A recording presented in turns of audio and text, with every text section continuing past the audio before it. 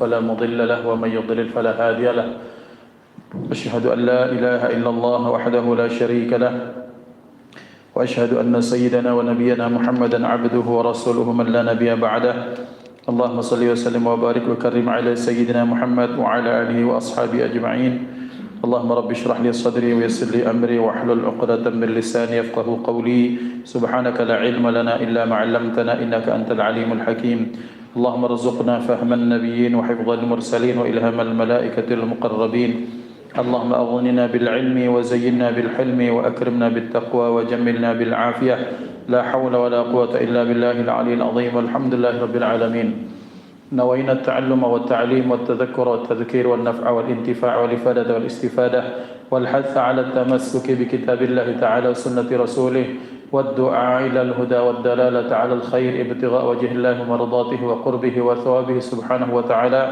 على هذه النية وعلى كل نية صالحة وإلى حضرة النبي المصطفى محمد صلى الله عليه وسلم بسر الفاتحة أعوذ بالله من الشيطان الرجيم بسم الله الرحمن الرحيم الحمد لله رب العالمين الرحمن الرحيم مالك يوم الدين إياك نعبد وإياك نستعين اهدنا الصراط المستقيم صراط الذين أنعمت عليهم غير المغضوب عليهم ولا الضالين آمين حضرة المحترمين yang sama-sama kita ta'zimi para syiban kita, orang-orang tua kita yang hadir, kita doakan beliau-beliau terus diberikan sehat walafiat, diberikan panjang umur untuk terus membersamai kita, memberikan tauladan, nasihat dan doa-doa terbaik mereka untuk kita.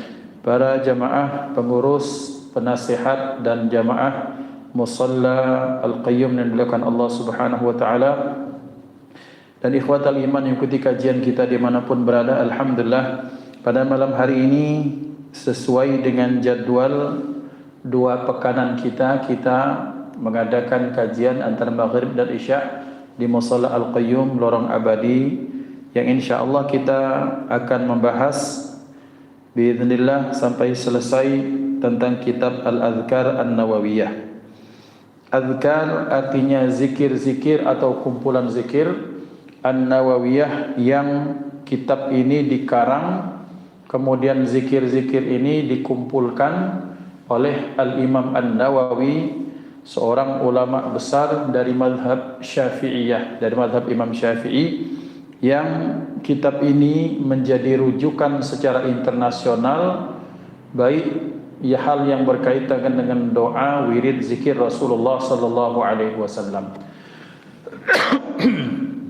Pada pengajian yang lalu kita telah membahas muqaddimah atau pendahuluan dari kitab Adhkar Nawawiyah atau Al-Adhkar An-Nawawiyah, bahwa beliau ketika mengarang kitab ini alasannya adalah untuk membantu kita orang awam mengetahui apa saja zikir dan wirid yang dilakukan, diamalkan Rasulullah sallallahu alaihi wasallam. Yang kedua, di dalam zikir tentunya karena dia bersumber daripada Rasulullah, maka tentu ada jalur periwayatannya. Dan jalur periwayatan itu karena panjang maka beliau pendekkan saja, mengambil rawi awal dan rawi akhirnya. Tujuannya untuk apa?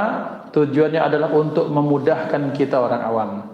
Jadi kita tidak perlu harus dipusingkan dengan harus menghafalkan sanadnya, tetapi cukup kita mendengar, menghafalkan matannya atau isi hadis atau isi wirid dan zikir tersebut.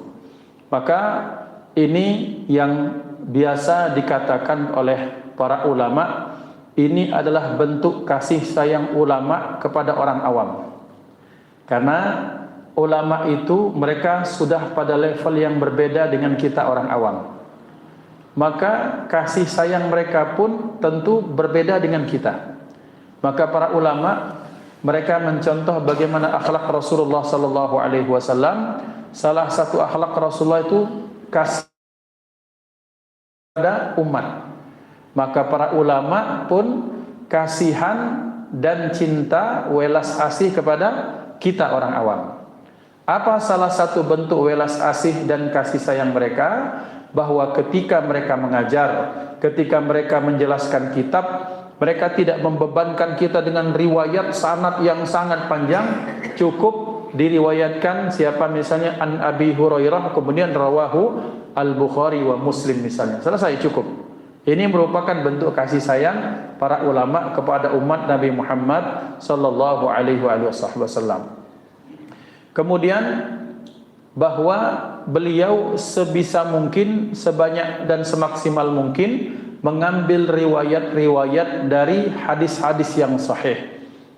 Dari kitab-kitab sahih Bukhari, Muslim, Sunan Abu Daud, dan Tirmidzi dan Nasa'i. Artinya apa?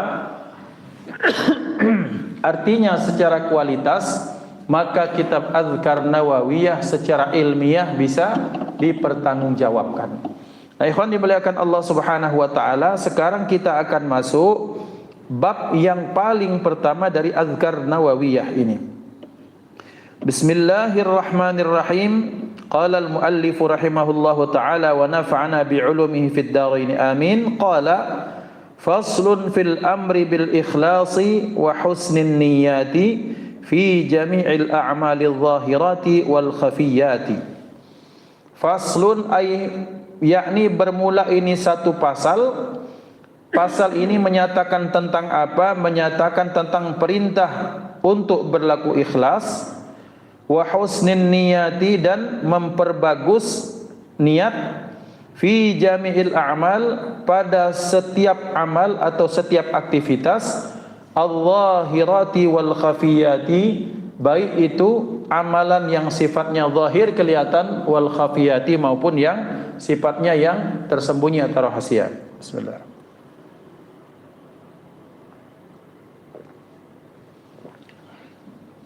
Alhamdulillah. Beliau pasti menjadikan bab ini bab pertama. Sebagaimana dalam kitab fikih yang pertama kita bahas itu kitab apa? Salat apa bersuci? Bersuci. Karena salat mohon maaf lagi musim batuk. Karena salat tidak sah kalau tidak didahului dengan bersuci. Kalau orang bersuci secara zahir itu dengan cara dia membersihkan badannya dari najis maupun hadas, baik dengan mandi maupun dengan wudu maupun dengan tayamum sebagai pengganti, maka dalam bab-bab pembersihan jiwa, maka Imam Nawawi mencantumkan bab ikhlas wa husnun niyyah. Bab ikhlas dan memperbagus niat dalam setiap amalan-amalan, dalam setiap aktivitas al-zahirat wal khafiyat, baik amalan yang zahir maupun amalan yang batin yang tak terlihat. Nah, sekarang apa amalan zahir? Ya, amalan zahir apa yang kita lakukan? Bahwa misalnya amalan sifatnya wajib, salat, maka salat itu kita niatkan lillahi ta'ala. Yang sunnah kita misalnya salat sunat rawatib atau nawafil, tatawwu, salat sunnah-sunnah yang mengiringi salat fardu ataupun yang lain-lainnya, kita lakukan semata-mata lillahi ta'ala. Bukan supaya misalnya terpilih jadi pemimpin, bukan supaya misalnya baca ini dan itu, tapi ternyata kita salat itu ketika kita perbaiki niat semata-mata lillahi ta'ala. Adapun amalan-amalan yang batin apa? Misalnya kalau kita zikir kepada Allah, atau misalnya kita mendoakan fulan bin fulan dalam hati, atau kita berhusnudzon kepada fulan bin fulan, yang kita niatkan semata-mata mengharap ridha Allah Subhanahu wa taala, mengharapkan pandangan Allah. Maka amal itu ada amal lahir, ada amal-amal yang tak kelihatan. Itu makna yang pertama. Atau yang kedua, dan bukan atau yang kedua, amalan zahir itu adalah amalan yang dilakukan di tengah keramaian, maupun ketika amalan yang tersembunyi itu amalan yang ketika kita lakukan bersendirian, baik di kamar kita ataupun di tengah malam hari ataupun tak ada kelihatan orang. Maka apapun motivasi kita untuk melakukan sesuatu lillahi ta'ala.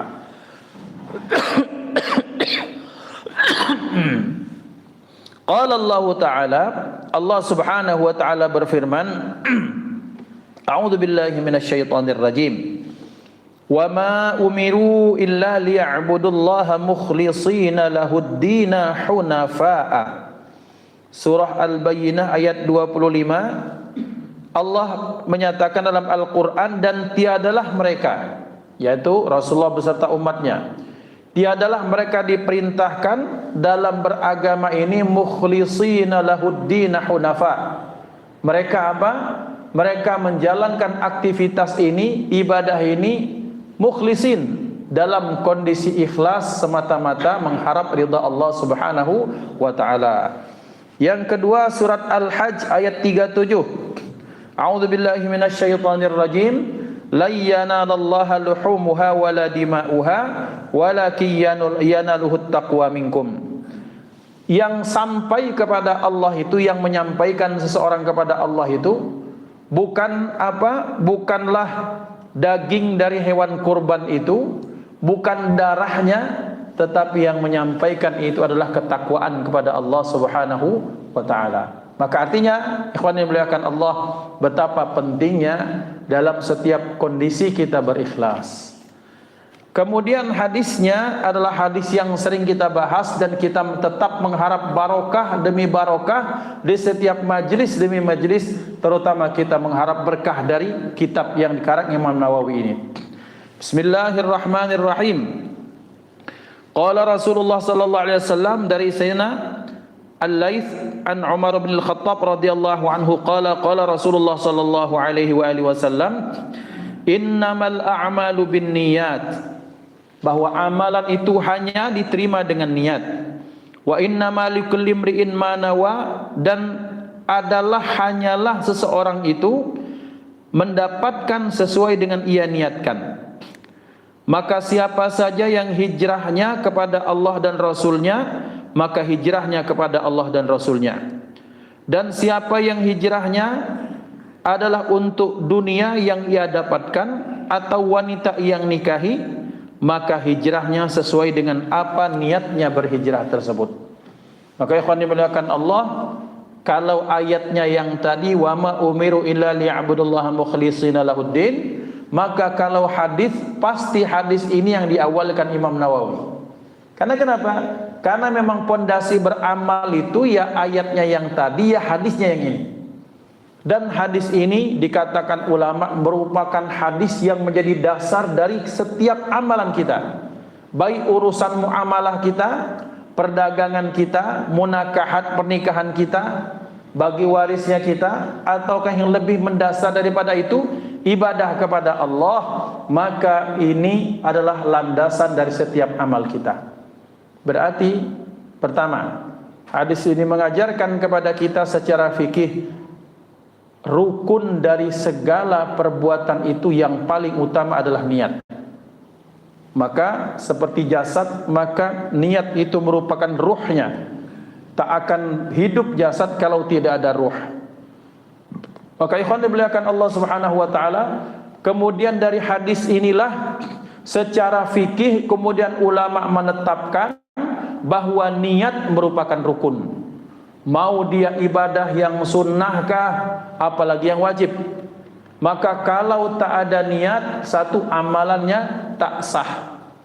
Yang kedua, kalau salah niat, maka amalannya sesuai dengan apa yang diniatkan. Ada orang mengumpulkan ini, mengumpulkan pengajian, tapi ternyata mengumpulkan pengajian itu niatnya bukan lillahi ta'ala, tapi niatnya supaya tahun depan ini orang tertarik untuk memilih dia sebagai kepala desa atau Pak RT misalnya. Maka Pak RT jadi Pak RT dia, jadi kades kepala desa dapat dia, tapi dia tak dapat penilaian daripada Allah Subhanahu wa taala. Maka pantas berarti hadis ini yang menjadikan seseorang itu kuat amalannya, yang menjadikan seseorang itu kuat tekadnya. Ada di Eropa, di Spanyol itu kan berseberangan dengan selat, ada namanya selat Gibraltar, Jabal Tariq katanya, Tariq bin Ziyad. Jadi Tariq bin Ziyad itu ketika menyeberang sampai ke Spanyol, ke Andalusia, pasukan itu dibawa dengan kapal laut. Sampai di sana untuk perang, apa yang dilakukannya? Kapalnya dibakar oleh apa? Oleh jenderalnya. Kemudian musuh di depan, laut di belakang. Apa kata beliau? Wahai saudaraku, Di depan kalian itu musuh, di belakang kalian laut. Nak mundur kamu laut, tenggelam akan mati, dan kalian mati dalam kondisi terhina. Dan kalau kalian maju, yang hidup hidupnya mulia, yang mati dapatkan surga. Maka semua itu semangat. Kenapa? Karena memang lihat niatnya lillahi ta'ala, bukan untuk dibilang sebagai orang yang keren, orang yang gagah, orang yang hebat dalam membela agama. Tidak, tapi semata-mata karena Allah subhanahu wa ta'ala. Maka menang Pak, sehingga kemudian Eropa itu dalam beberapa dekade dikuasai umat Islam. Maka saat itu Eropa itu di Inggris, di Prancis, di Italia mereka masih belum kenal peradaban yang maju. Di Spanyol itu sudah ada apa? Sudah ada universitas yang hebat di kala itu. Maka zaman dahulu kalau ada orang lulusan mana? Lulusan Spanyol. Baik ada Granada ataupun dari mana? Dari Andalusia atau dari apa? Dari Qurtubah, Cordova, itu hebat sekali. Karena kenapa? Karena masyarakat mereka pejuang saat itu ikhlas lillahi ta'ala. Maka dengan ikhlas maka akan dapat hal-hal yang luar biasa. Dan karena berkah ikhlas maka kita bisa ibadah yang nyaman ini. Karena kenapa? Karena ikhlasnya orang-orang terdahulu dalam memperjuangkan kemerdekaan bangsa ini. Jadi persenjataannya sangat terbatas, strateginya juga sangat sederhana, tapi mengapa mereka diberikan kemenangan oleh Allah? Karena berkah ikhlasnya dalam membela negara dan bangsa ini. Maka dalam setiap bab, maka Imam Nawawi pasti mencantumkan hadis ini sebelum hadis-hadis yang lain. Karena apa? Seorang wanita kaya, sugih, dapat laki di bawah dia tidak sekufu. Misalnya yang ceweknya apa? Dia S2. Yang lakinya maaf bahkan cuma tamat SMA misalnya. Tapi istrinya ikhlas lillahi ta'ala. Karena dia yakin bahwa satu, kalau dia menjadi istri yang taat, patuh kepada suami, dia ikhlas maka akan dapat berkah. Yang kedua, dia yakin pendidikan yang tinggi yang S2 itu tidak akan terbuang sia-sia. Karena dia yakin ketika dia mendidik anaknya dengan baik, maka hasil akan maksimal. Walhasil menikahlah dua pasangan ini. Tapi karena sang istrinya ikhlas, maka keluarganya hebat dan anak-anaknya hebat. Berkah apa? Berkah ikhlas. Tapi ada orang yang tak ikhlas. Maka apa yang terjadi? Amalannya satu sekadarnya saja, menggugurkan kewajiban. Yang kedua, himmahnya, orang yang tak ikhlas, himmahnya itu pasti akan sedikit. Karena kenapa? Karena semangatnya hanya sesuai dengan apa yang dia cita-citakan. Kalau dia jadi wakil rakyat, dia jadi pemimpin, atau dia jadi apapun semata-mata untuk mencari ketenaran atau cuan, setelah dapat cuan dia berhenti bekerja. Tapi kalau orang ikhlas, maka dia lakukan semuanya lillahi ta'ala. Dan hari-hari sekarang ini kita bisa melihat siapa yang ikhlas, siapa yang tidak dalam apa? Dalam berkhidmah kepada rakyat. Nah ini ikhwan yang dimuliakan Allah tentang ikhlas. Kemudian dinyatakan bahwa Imam Nawawi menyatakan ada seorang ulama yang bernama Imam Abi Sa'id Abdurrahman bin Mahdi. Beliau berkata, man arada an yusannifa kitaban falyabda bihadzal hadithi. Siapa saja ulama atau orang yang ingin mengarang kitab, maka hendaklah dia memulai dengan hadis ini. Dalam bahasa sederhana, siapa yang mau mengarang kitab, siapa yang mau membahas kitab, siapa yang mau mengajar, siapa yang mau belajar, maka bab pertama, hadis pertama harus hadis ini.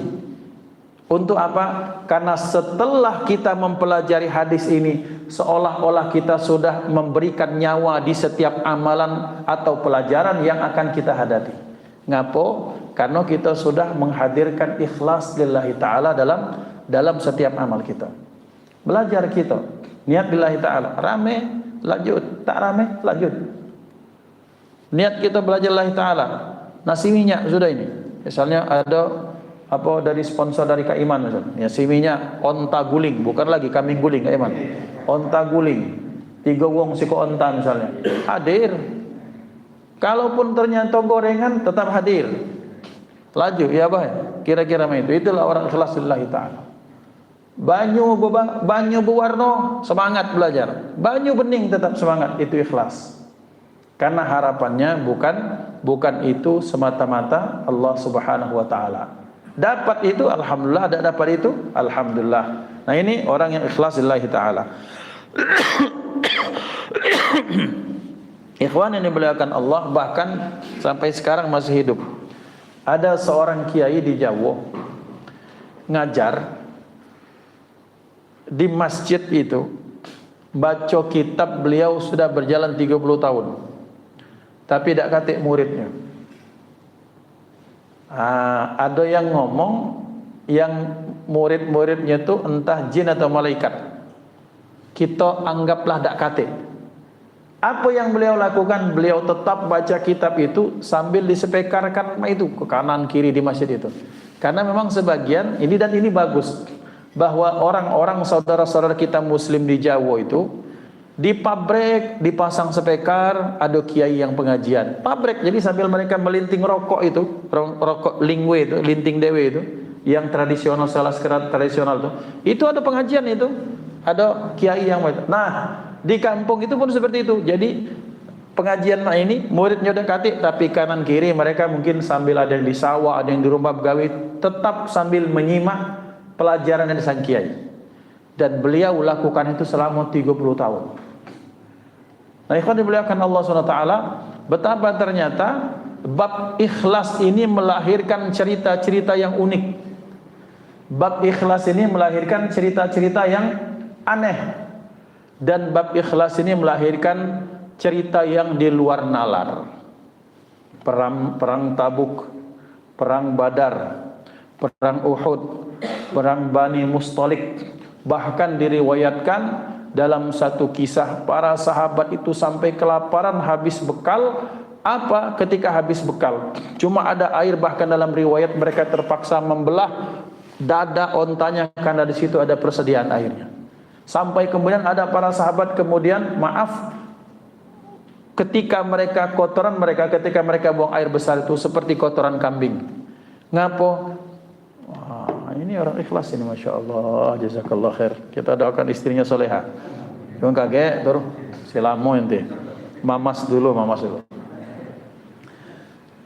Nah, ikhwati dimuliakan Allah, sampai diriwayatkan sahabat itu, kami ceritakan bahwa kami ketika kami buang hajat, kata mereka kotoran kami seperti kotoran kambing.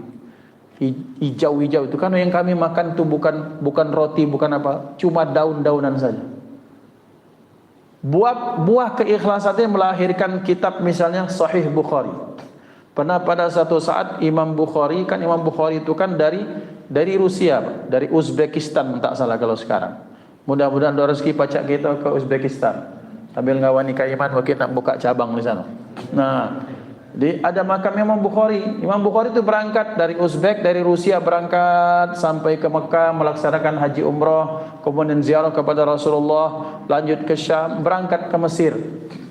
Ceritanya di Mesir, beliau disambut, ini terkenal ini, dari zaman dulu Imam Bukhari itu sudah viral. Nah, hebatnya beliau tidak pernah minta dari murid-muridnya. Kemudian ketika itu sampai satu saat bekal sudah habis, istri hamil besar, kemudian beliau tidak kasih duit lagi. Ketika pulang, beliau celingak-celinguk kanan kiri, kemudian beliau memetik daun-daun yang ada di pinggir jalan, pucuk-pucuk yang putih-putihnya dimakan. Kemudian hal ini beliau itu diintip oleh salah satu muridnya. Ya Allah, guru kami tadi pecah-pecah sehat, ternyata makannya pucuk-pucuk daun karena saking kelaparan. Kemudian akhirnya mereka musyawarah. Kemudian ketika mereka musyawarah, musyawarahlah, salah satunya kesepakatan, ada yang mengusulkan, kita kumpulkan uang, kita bantu Imam Bukhari, kita berikan bantuan kepada beliau. Kata yang lain, tidak mungkin galak. Imam Bukhari pasti tidak galak. Jadi mak mano? Mak ini baik. Malam-malam jam 1, jam 2 kita gedor-gedor pintunya. Ketika beliau nak buka kotak, kita lemparkan duit tersebut, terus kita lari. Nah, Jadi walhasil kemudian seperti itulah. Beliau akhirnya pacak melanjutkan kehidupan berkah kumpulan uang dari murid-muridnya yang sengaja tak memberitahu siapa memberikan. Buah keikhlasan. Berangkat dari Rusia sampai ke Mekah, Madinah, sampai ke Syam, sampai ke Palestina, beliau ke Palestina, kemudian sampai ke Mesir, balik lagi ke Rusia, dan itu beliau lakukan semata-mata untuk apa? Untuk mengumpulkan hadis Rasulullah sallallahu alaihi wasallam. Saking ikhlasnya Imam Bukhari, satu saat ada seorang ulama besar di masa beliau, kemudian bermimpi didatangi Rasulullah sallallahu alaihi wasallam, dan mudah-mudahan kita dapatkan diberikan Allah nikmat pacak bertemu dengan Rasulullah sebelum di akhirat lagi dunia kita pada bertemu Rasulullah. Kemudian ketika itu, ya Rasulullah, kenapa Anda di sini? Rasulullah menjawab dalam mimpi tersebut, orang tersebut, aku nunggu Bukhari, aku nak nyemput Muhammad Al-Bukhari, karena aku sudah rindu, aku ridha kepada Bukhari, dan aku tunggu sambut kedatangan. Kemudian ketika beliau bangun tidur, kemudian beliau mendengar berita bahwa Imam Bukhari telah meninggal di tempatnya. Isyarah ya ikhwan, betapa ternyata Rasulullah sallallahu alaihi wasallam meridha kepada Imam Bukhari atas keikhlasannya. Maka ini mengapa kemudian setiap kitab para ulama menganjurkan dalam bab apapun untuk menuliskan atau mencantumkan pertama kali hadis ini atau isi dari hadis ini. Supaya apa? Supaya belajar kita lillahi ta'ala. Kemudian kalau mengajar lillahi ta'ala. Kemudian kalau ibadah salatnya lillahi ta'ala. Kalau kita bab sedekahnya lillahi ta'ala. Maka setiap belajar kita baca nawaina ta'alluma wa ta'lim wa tadhakkura wa tadhkir. Aku berniat belajar mengajar, kemudian berniat mengingatkan diri sendiri, mengingatkan semuanya, ngambil manfaat, memberikan manfaat, menganjurkan untuk mendapatkan hidayah, berpegang kepada sunnah Allah dan ajaran Allah dan sunnah Rasulullah, mencari kebaikan semata-mata mengharap ridha Allah. Jadi apa itu kita bacakan terus untuk meluruskan niat kita semata-mata melakukan sesuatu hanya semata-mata karena Allah, dan itulah yang dimaksud dengan keikhlasan. Maka ikhwan dimuliakan Allah Subhanahu wa taala, dinyatakan juga oleh para ulama, innama yu'tan nasu ala qadri niyyatihim. Manusia itu akan diberikan Allah ganjaran sesuai dengan kadar niat mereka. Apa pengajian ini? Biar ada masa, kemudian masa ini pacak kita terbangun dengan masjid, terbangun masjidnya. Tapi kemudian apakah lillahi ta'ala? Ya supaya ramai baik datang. Supaya tahun depan ini pacak aku ni pacak misalnya dapat jadi kepala sekolah, dapat jadi kepala sekolah, tapi tak dapatkan yang lain sesuai dengan niatnya. Bismillah.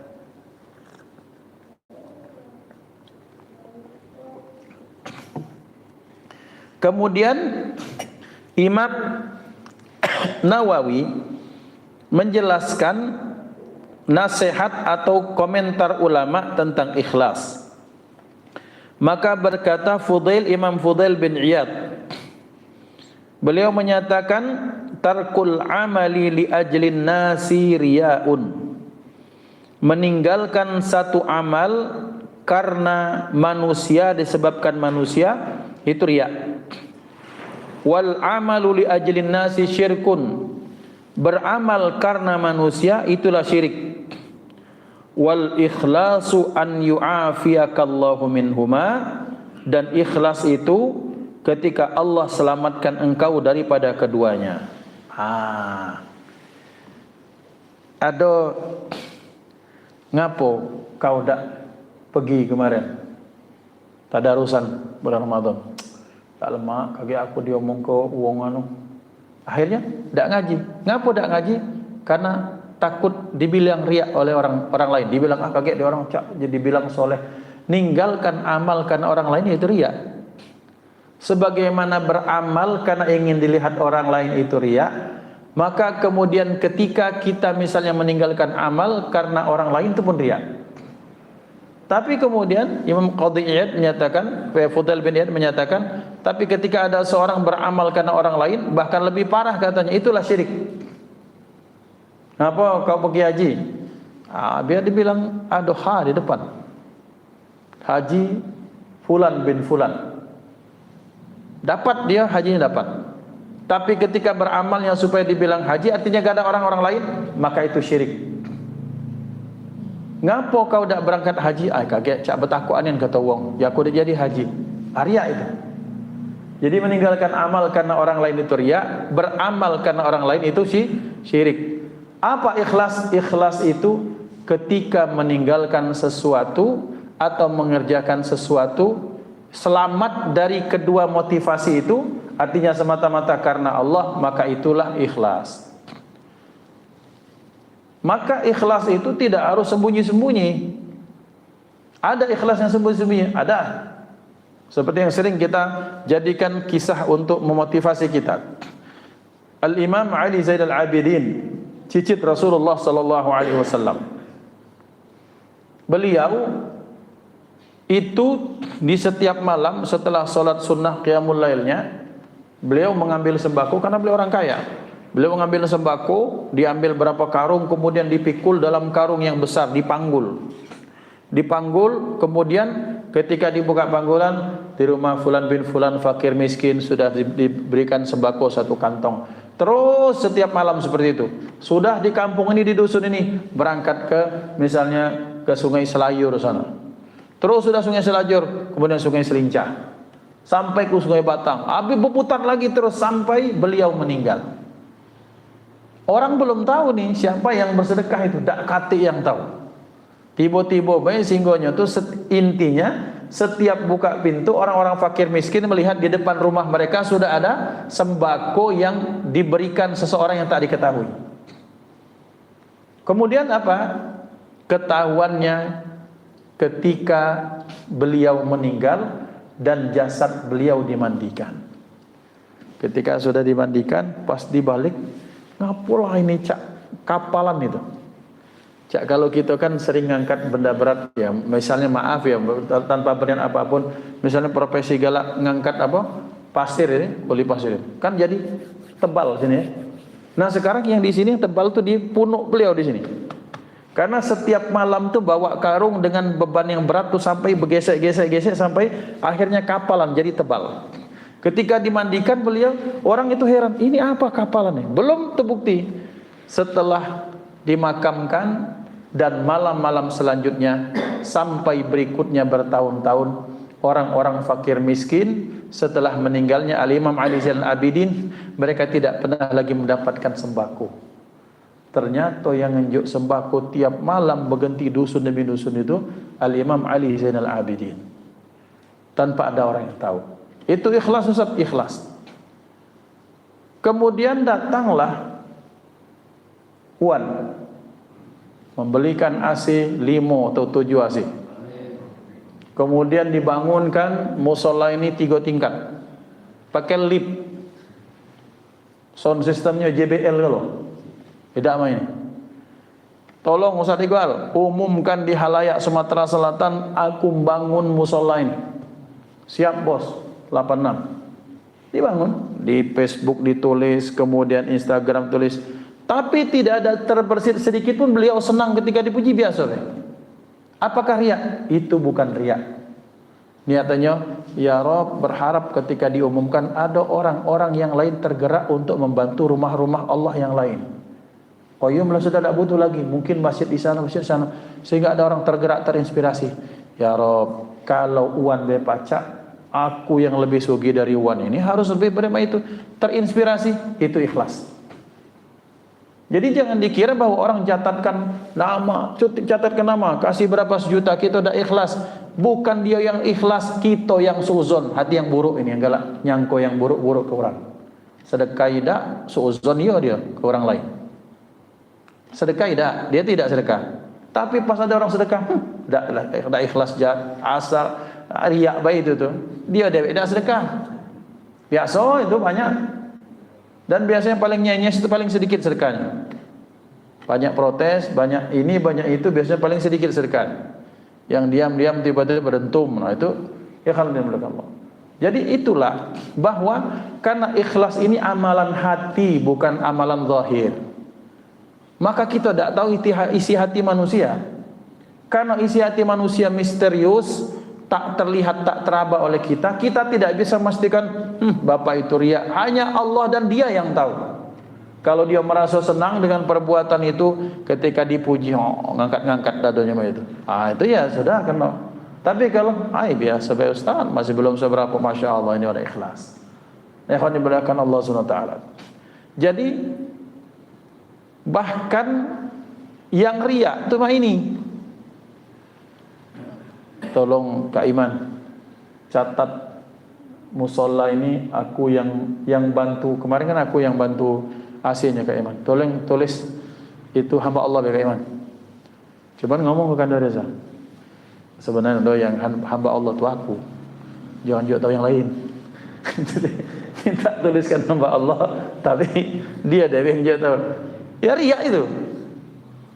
Nah jadi ikhwan dimuliakan Allah, jadi amalan hati. Ketika kita mengeluarkan, kita ingat Allah. Kemudian ketika orang memuji kita, maka kita kembalikan kepada Allah. Tidak seberapa duit dari Allah. Itu ikhlas.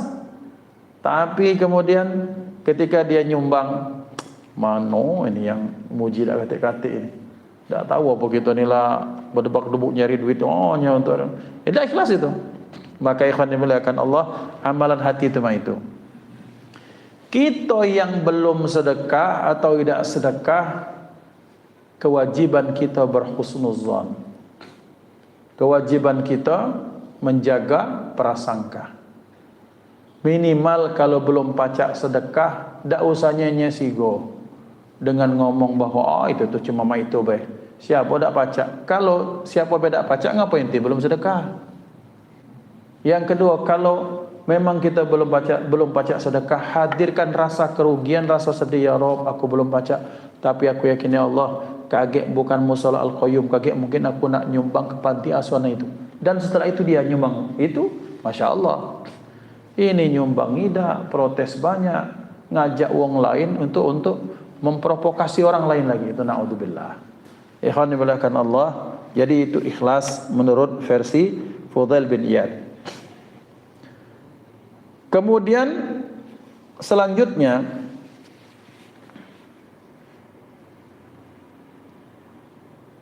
nak disederhanakan lagi.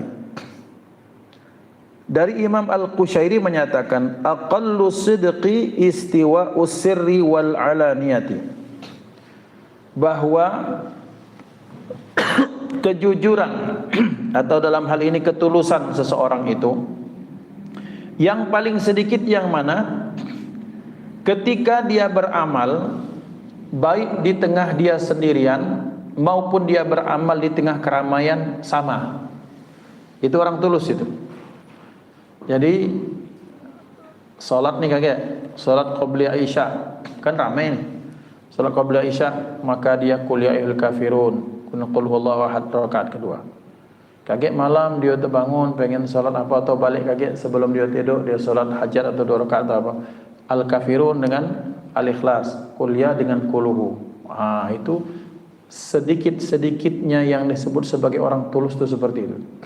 Amalnya di tengah keramaian, maka sebegitu pula amalnya di tengah kesunyian. Artinya sunyinya sebegitu, kemudian di tengah ramainya sebegitu. Kalau kita mainkan durasi panjangnya waktu, ketika sholat sendirian, sholat sunnahnya itu 3 menit, di tengah keramaian 3 menit. Itu paling sedikit. Tapi ada orang yang lebih lagi daripada itu, di tengah keramaian sholat sunnahnya 3 menit. Tapi ketika dewean pacak 5 menit, pacak 10 menit, pacak 20 menit, 2 rakaat itu. Itu orang yang tulus karena dia sudah tidak peduli lagi dengan penglihatan manusia. Maka dari hal inilah ada ulama yang dia mengatakan, aku sungguh sangat menghargai orang yang nyetel itu kalau dia bangun malam. Nyetel itu bangun malam ketika qiyamul lail, pakai jubah, pakai syal, pakai surban, pakai celak, bersiwak, bercincin, kemudian pakai minyak paling mahal. Untuk apa? Untuk tahajud. Katanya di mataku orang tuh begini. Ngapa? Karena dia nyetel tuh pasti bukan karena manusia lagi. Nak dijenguk bini tidur. Jenguk anak, anaknya tidur. Nak dijenguk kawan di rumahnya dewe, tidak mungkin orang tahu. Maka ketika dia nyetel untuk beribadah, dia pakai yang paling bagus, berarti dia lakukan semata-mata karena paling mencari pandangan Allah Subhanahu wa taala. Kalau ada orang yang misalnya sholat dia pakai jubah di tengah masyarakat, bagus sekali. Karena Allah menyatakan apa? Khudhu zinatakum inda kulli masjid wa kulu washrabu wa la tusrifu. Wahai anak Adam, wahai manusia, wahai orang beriman, ketika kalian berangkat ke rumah Allah, khudhu zinatakum, ambil perhiasan kalian. Zahirnya maknanya pakai pakaian yang bersih, yang enak dipandang. Kemudian ada baik kadang-kadang ketika dia sholat dewean mungkin baju kaos baik. Apakah salah? Tidak salah, tetap sholat kok. Nah artinya apa? Artinya orang yang tulus, dia sudah tak peduli lagi apakah ramai, apakah sendiri, apakah banyak orang, apakah sepi, maka amal solehnya sudah tak memperhatikan itu semua. Yang dia perhatikan adalah Allah, dan itulah ketulusan, keikhlasan seseorang beribadah kepada Allah Subhanahu wa taala.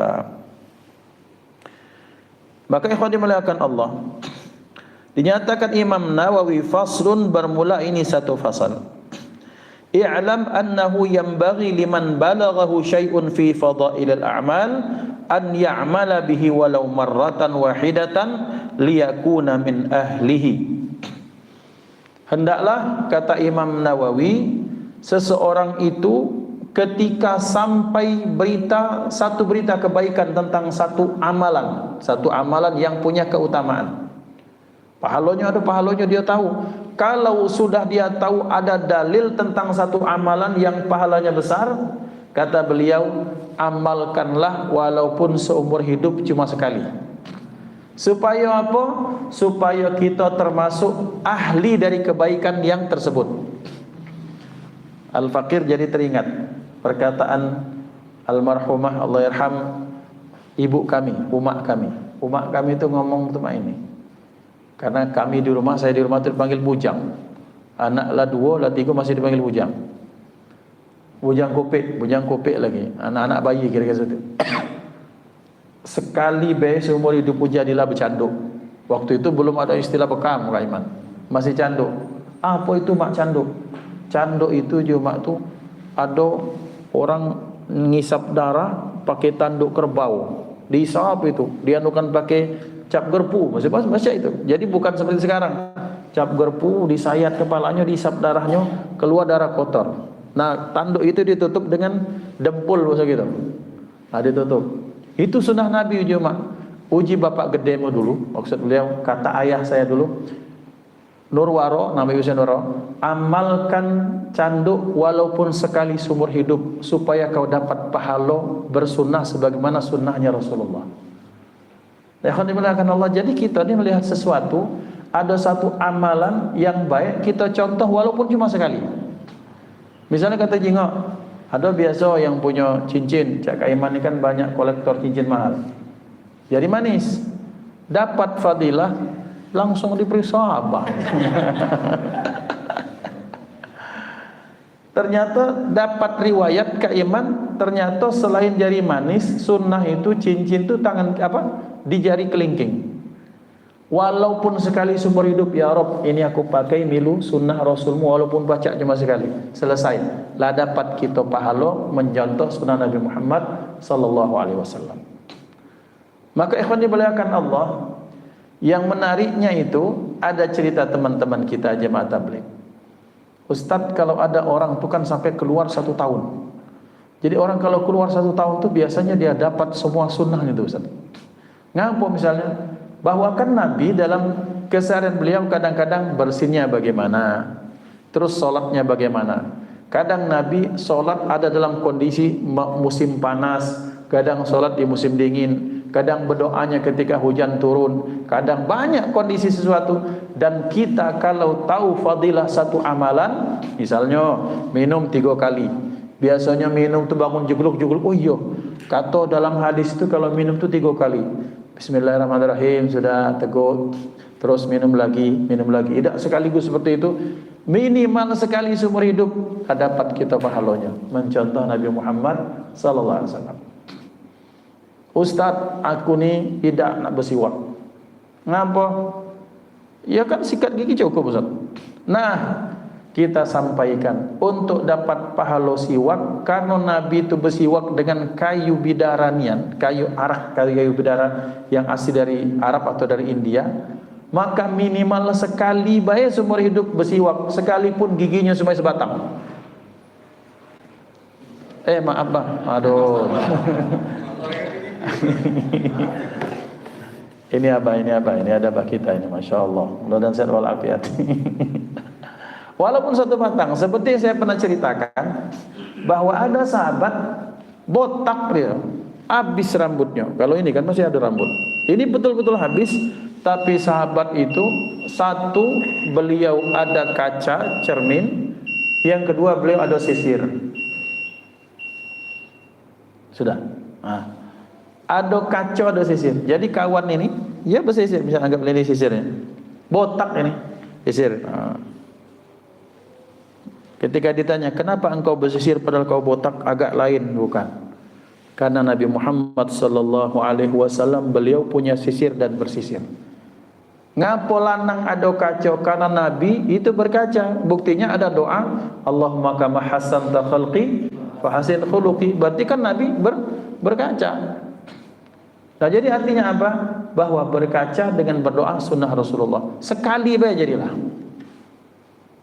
Ikhwan dimuliakan Allah Subhanahu wa taala. Nah, kata Imam Nawawi, kalau kita ketahui ada satu fadilah atau ada satu keutamaan dari amalan yang pernah dilakukan Rasulullah, walaupun cuma sekali kita lakukan itu, untuk apa? Untuk mendapatkan pundi-pundi pahala mengikut sunnah baginda Nabi Muhammad sallallahu alaihi wasallam. Nabi kalau makan itu dengan 3 jari, berarti tidak baca 3 jari. Ustaz, bakso, ya man bakso jangan. Maksudnya misalnya nasi, tidak baca gitu karena biasanya merengkam ini. Berarti minimal pada suapan pertama 3 jari ambil pahala, habis itu nak 3 jari, nak 6 jari lajulah. Yang penting yang pertama kita sudah. Ini namanya kaidah menyatakan tak pacak kita lakukan galau, jangan ditinggal ke galau. Fa insyaallah mudah-mudahan kita termasuk orang dalam golongan orang yang mengamalkan sunnah Nabi Muhammad sallallahu alaihi wasallam. Hadanallahu wa iyyakum ajma'in. Usikum wa nafsi bi taqwallah. Terima kasih banyak atas kebaikan kehadiran. Kemudian kepada Allah kita mohon ampun. Kita tutup dengan hamdalah. Alhamdulillahirabbil alamin. Fa insyaallah setelah Isya, kaget jam 8 lewat dikit kita ada kajian di Pondok Pesantren Jamiah Khairiyah di belakang. Mudah-mudahan baca ambil bagian. Wassalamualaikum warahmatullahi wabarakatuh. Isya.